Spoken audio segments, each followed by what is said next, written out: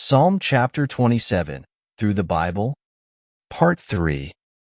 Declaration of Prayer Proper. Hear, O Lord, when I cry with my voice. Have mercy also upon me, and answer me. Psalm 27 verse 7. You see, in that secret place there was mercy. And God has prepared that secret place for us today, where we can receive the mercy of God. When thou saidst, Seek ye my face, my heart said unto thee, Thy face, Lord, will I seek. Psalm 27 verse 8. David puts the invitation in the Lord's mouth. When God said, Seek ye my face, David said, I have already responded.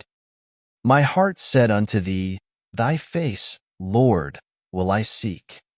My friend, God has a longing for you. Do you respond to that? It is awful to live with a person who does not express his love. Marriage is not an arrangement whereby a woman gets a living and a man gets a cook.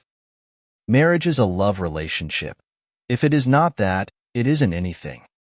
Our relationship to God should be like that. David's heart responded when God said, I love you. David said, I love you. When God said, I want to have fellowship with you, David said, I want to have fellowship with you. Hide not thy face far from me. Put not thy servant away in anger. Thou hast been my help. Leave me not, neither forsake me, O God of my salvation. Psalm 27 verse 9. When David sinned, he found out what it was like for God to hide his face from him. He lost his fellowship. He lost his joy. But he prayed, Restore unto me the joy of my salvation. The next verse has been misunderstood. When my father and my mother forsake me, then the Lord will take me up. Psalm 27 verse 10. This verse has been misunderstood by critics. Even Delitzsch suggested that this verse could have been written by someone else. The reason that possibility is considered is because David's father and mother did not forsake him. But I do not think that is what David is saying here. You will notice that this is a temporal clause, when my father and my mother. It would be better translated, had my father and my mother forsaken me, then the Lord will take me up. I wish the new revisions of the Bible would call attention to that fact. Probably your father and mother have not forsaken you, but should they do so, then the Lord would take you up.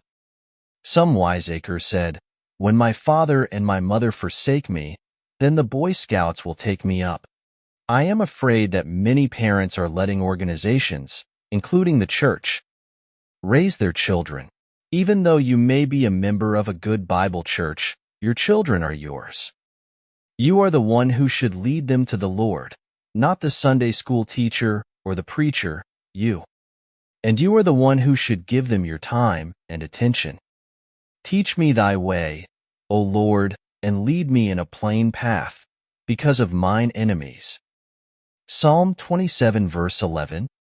David is saying, I want a good testimony before the enemy, because I know he will criticize me.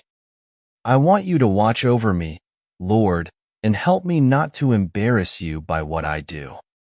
Deliver me not over unto the will of mine enemies, for false witnesses are risen up against me, and such as breathe out cruelty. Psalm 27 verse 12. I was brought up in a denomination that has since gone into liberalism. And I was a preacher in a denomination that has gone into liberalism. I always prayed to the Lord, do not let me fall into a position where I am at the mercy of church leaders or a church board. I was an active pastor from about 1930 to 1970. During that entire time of 40 years, God never let me get into a position where I was at the mercy of men. That is what David is praying in this verse. My heart goes out to many ministers today who find themselves at the mercy of a church board or some hierarchy. I urge them to pray like David did, Don't deliver me into the will of my enemies. Don't let them get me down and pin my shoulders to the mat, Lord. I think he will hear and answer that prayer. Realization of prayer. I had fainted, unless I had believed to see the goodness of the Lord in the land of the living. Psalm 27 verse 13. Even in the world today, you can see the goodness of the Lord. How wonderful He is. Wait on the Lord.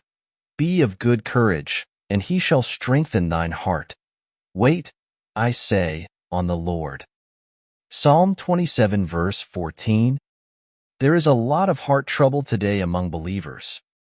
It is known as faint-heartedness, or the coward's heart. All of us have a little touch of it. How can this be cured?